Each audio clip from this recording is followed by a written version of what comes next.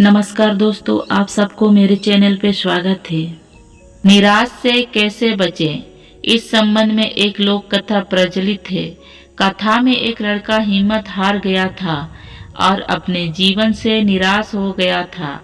वह आत्महत्या करना चाहता था, लेकिन तभी उसे एक संत मिले और संत ने उस लड़के को सोच बदल दी। जानिए यह कहानी। एक लड़का घर परिवार धन संपत्ति समस्या से लड़ते लड़ते थक चुका था। उसकी उम्र ज्यादा नहीं थी, लेकिन वह रोज रोज के विवाद से तंग हो गया था। एक दिन हिम्मत हार करके वह आत्महत्या करने के लिए निकल पड़ा। चलते चलते एक जंगल पहुंच गया। जंगल में काफी दूर चलने के बाद उसका मन शांत नहीं हुआ। जंगल बहुत ही घना था। वह जंगली जानवर को भी खतरा था। तभी उसे एक छोटी सी झोपड़ी दिखाई दी।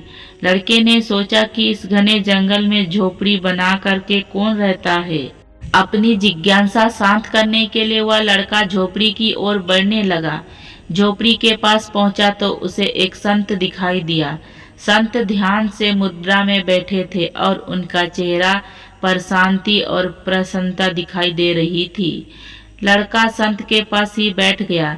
संत ने लड़का को देखा तो उसका परिचय पूछा।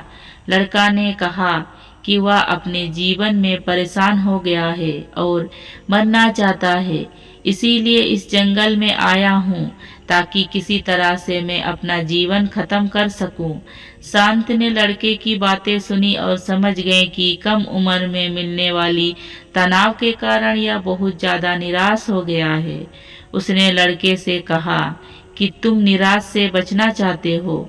समस्या तो आते जाते रहेंगे, समय एक साथ नहीं रहता। संत ने लड़के को समझाने के लिए एक कथा सुनाने शुरू की।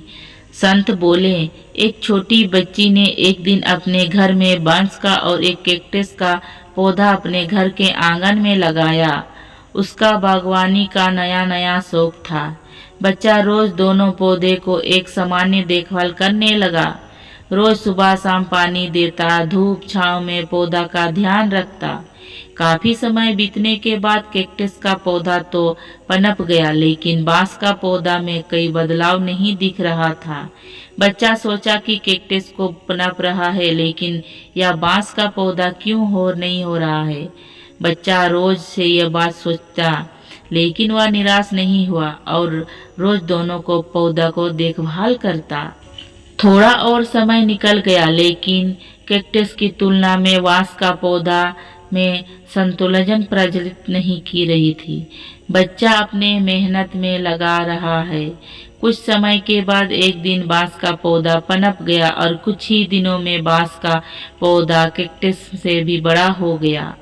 संत ने उस निराश लड़के से आगे कहा कि बांस का पौधा पहले तो अपनी जड़ मजबूत कर रहा था, इसीलिए उसने पनपने में समय लगाया, लेकिन वह बच्चा भी अपनी कोशिशों से पीछे नहीं हटा, निराश नहीं हुआ। हमें भी अपने जीवन में दो बातें ध्यान रखनी चाहिए। पहली बात तो यह है कि हालात कैसे भी हो, सकारात्मक और धैर्य ना छोड़ें। दूसरी बात यह की है कि हमें अपने जड़ मजबूत करनी चाहिए। अगर हमारा आधार मजबूत हो तो हमारा काम तेजी से आगे बढ़ेगा। सकारात्मक और धैर्य रखें, जो जीवन में जल्दी ही संतोषजनक बदलाव दिखाई दे सकता है।